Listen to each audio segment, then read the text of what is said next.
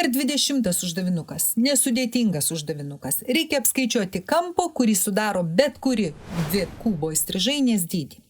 Galime čia bet kokį kampą paimti, bet kurias įstrižainės, tų įstrižainių yra ne viena ir ne dvi, bet aš tarkim paimu šitą įstrižainę ir šitą įstrižainę raudonai aš jas nubraižiau ir dabar dar lygiai taip pat raudonai va čia nubrėšiu, kad gaučiau stačiakampį. Tai labai gerai viskas matysis. Čia padedu tašką O, na ir mums reikia apskaičiuoti kurio nors čia kampo dydį. Tarkime šito kampo dydį. Mes šito kampo dydį gana nesudėtingai rastume iš šito trikampio, jei žinotume jo kraštines. Na taigi ir surandame. Pažymime kraštinę kubo kokią nors raidelę. CC1 tebūnie A, kraštinė A. Taigi čia bus A mano briauna. Tada aš galėsiu apskaičiuoti iš dugno, iš kvadrato įstrižainę AC. Laisvai galiu apskaičiuoti. Kadangi mano kubo visos briaunos lygios, tai čia taip pat A ir čia taip pat A ir aš suskaičiuoju tuoj įstrižainės AC ilgį. AC kvadratu yra A kvadratu plus A kvadratu yra 2A kvadratu. Taigi, AC ilgis yra A šaknis iš 2. Na, žinom, kad AC yra teigiamas skaičius, todėl mums su minusu nereikia kitos reikšmės. A šaknis iš 2. Va čia užsirašiau. A šaknis iš 2. Dabar galėčiau apskaičiuoti visos rombo įstrižainės ilgį AC1 kvadratu iš šito štai trikampio. Tai parašau, iš kokio čia trikampio skaičiuoju, kad būtų galima susigaudyti. Iš trikampio ACC1 dedu dvitaškį. AC1 kvadratu turi būti lygu AC kvadratu plus CC1 kvadratu. Tai yra AC kvadratu pas mus yra 2A kvadratu, CC1 kvadratu A kvadratu, 3A kvadratu.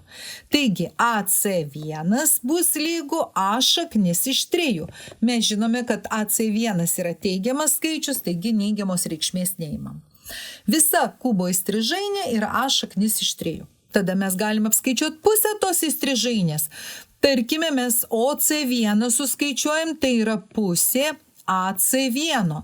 Tai bus A šaknis iš 3 dalinta iš 2. Štai. Lygiai taip pat mes galėtumėm apskaičiuoti ir OC ilgį. Mes žinome, kad kubo įstrižainės yra lygios. Jeigu ir nežinotumėm, galėtumėm apskaičiuoti štai kitą įstrižainę, bet lygiai toks pat trikampis. Čia A šaknis iš 2. Reiškia yra A1C, mūsų įstrižainė lygi AC vienai įstrižainiai ir yra lygu A šaknis iš 3. Reiškia OC yra pusė A1C ir taip pat bus A šaknis iš 3 dalinta iš 2. Štai suskaičiavau visas trikampio, man štai šito, to aš jį nuspalvinsiu, kad būtų truputėlį lengviau, kokia čia spalvelė paspalvint, geltona. Šito trikampio apskaičiavau visas kraštines. Šita kraštinė A šaknis iš 3 dalinta iš 2, čia A šaknis iš 3 dalinta iš 2 ir čia kraštinė A. Dabar man reikia štai šito kampo alfa didumą rasti. Aš taikau kosinusų teoremą. Pagal kosinusų teoremą C1 kvadratu yra OC1 kvadratu plus OC kvadratu minus 2 kart OC1 kart OC kart kosinus alfa.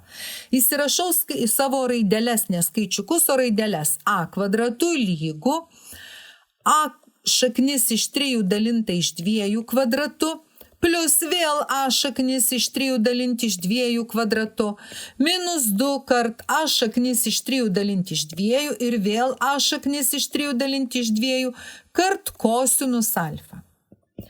Iš čia man reikia įsireikšti kosinus alfa. Truputėlį pakeliu ir pasididinu vietos, nes tikrai jau man mažai vietos pasidarė. Tai dabar skaičiuoju. Čia yra, kas pas mus yra A kvadratu, taip.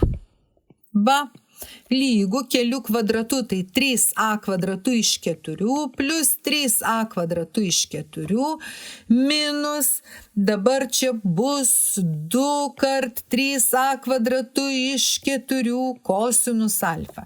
Štai šitą narį su kosinus alfa keliu į kitą pusę. 6a kvadratu iš 4 kosinus alfa. Be kosinuso sukeliu visus čia, 3/4 a kvadratu plus 3/4 a kvadratu minus a kvadratu. Kągi aš čia gausiu? 3/2 a kvadratu kosinus alfa lygu.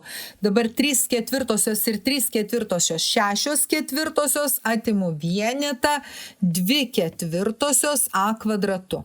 Padalinu lygtį iš a kvadratu, aišku, kraštinė nelygi nuliui, kitaip to kubo iš vis nebūtų. Ir kągi aš gaunu? Gaunu, kad kosinus alfa yra, dabar, tai čia dar galiu taip parašyti, 3/2 kosinus alfa yra 1/2 ir kosinus alfa yra 1/3. Taigi mano kampo didumas yra ark kosinus 1/3. Štai suradau kampą. Atsakymas toks ir bus ark kosinus 1/3. Kaip vertinsime šitą uždavinį?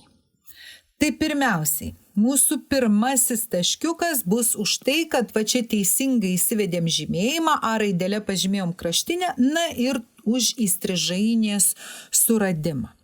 Tai mūsų pirmasis taškiukas. Antrasis taškiukas bus už kubo įstrižainės suradimą, tai AC1 arba A1C kažkurios tai įstrižainės suradimą. Trečiasis taškiukas už teisingo sprendimo būdo pasirinkimą kampui rasti. Tai arba kosinusų teoremos taikymą, arba čia galėtų būti dar ir kažkokiu kitokiu būdu. Mes čia galėjom padalinti pusiau, kažkaip kitaip ieškoti. Ir tada ketvirtas taškiukas už gautą teisingą atsakymą. Štai ir baigėme spręsti visus uždavinius. Sėkmės!